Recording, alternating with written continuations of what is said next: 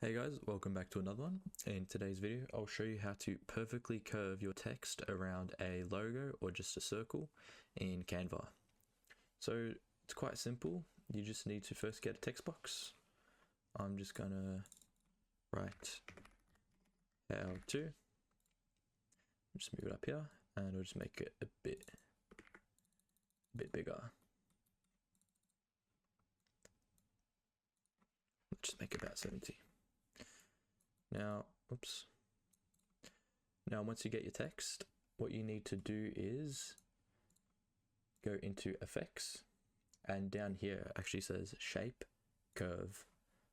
Now we'll put it on quite an extreme curve, but what you can actually do is line it up, and you can use this circle as a bit of a reference,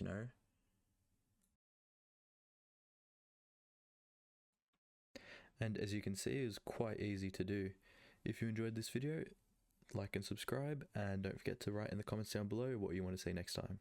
See ya.